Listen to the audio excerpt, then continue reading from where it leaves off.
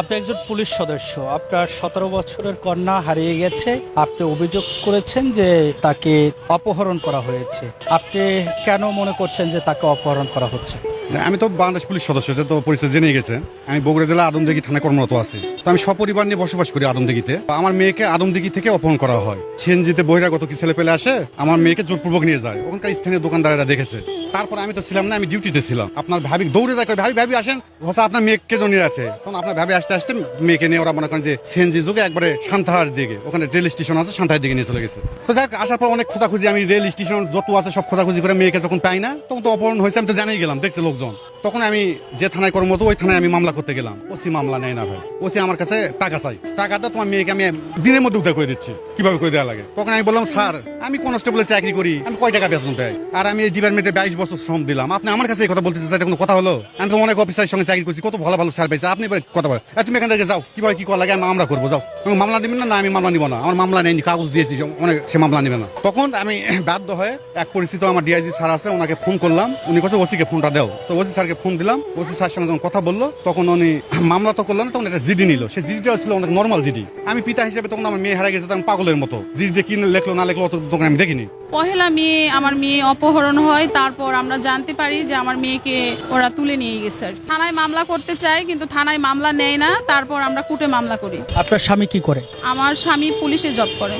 একজন পুলিশ সদস্যর মেয়ে অপহরণ হয়েছে, সেই অপহরণের পরেও এখন পর্যন্ত উদ্ধার হয়নি তার মেয়ে। এই বিষয়টা আপনি কিভাবে দেখেন? আমার কিছু বলার নেই, আমি বলতে বলতে বলতে বলতে আর কিছু বলার নেই। আমার মেয়েকে আমি চাচ্ছি।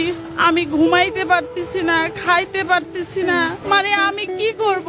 করার আমার আর কিছু নেই। এখন মাননীয় প্রধানমন্ত্রী, আপনাকে দৃষ্টি আকর্ষণ করে বলতেছি, আপনিও একজন বাবা, আপনি আমার মেয়েকে পাওয়ার ব্যবস্থা করে দেন। এখন আপনিই পারেন, আপনি আমাদের শেষ ভরসা।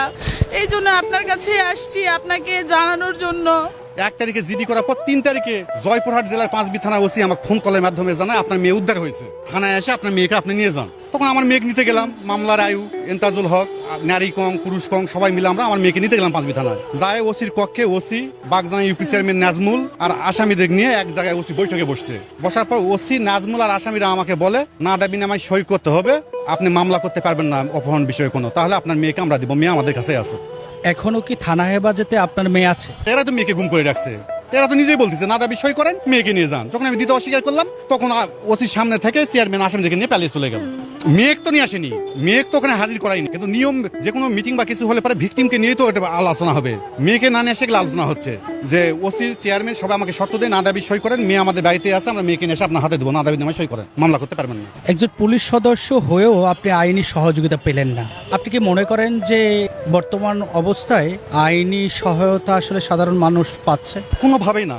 আমি যদি পুলিশ সদস্য হয়, যদি আমি আমার মেয়ের বিচার পাচ্ছি না, একজন পুলিশের মেয়ে মানে অল বাংলাদেশ পুলিশের মেয়ে আমি মনে করি। আজকে যদি এটা ওসির মেয়ে হতো, ওসি কি ওখানে বসে থাকতো চেয়ারে? উনি দেখতেন যে 1 ঘন্টার ভিতরে মেয়ে কোথায় আছে, দৌড়াদৌড়ি ফোর্স করতো। এসপির মেয়ে হলে কি করতো, আইজির মেয়ে হলে কি করতো, কতটা ভালো করে বোঝেন। আমি কনস্টেবল বলে কি আমি মানুষ না? আমি বাংলাদেশের সাধারণ নাগরিক না? আমি একজন পিতা না?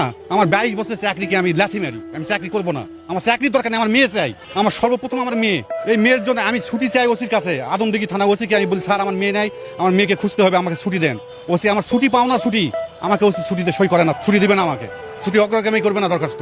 লাস্টে বাধ্য হয় আমি অতিরিক্ত নোটিশ দেই ওসিকে যে আপনি করেন, আমি কর্মস্থল ত্যাগ করলাম, আমার মেয়ে উদ্ধার না পর্যন্ত আমি কর্মস্থল ত্যাগ করলাম, এই নোটিশ নেন। তিনি ওটাও নিবে না, পাক মারে ফেলে দেয়। তখন আমি সার্কেলের কাছে গেলাম, সার্কেল নিল। দৈনিক সময়ের ডাক অনলাইন মাল্টিমিডিয়া।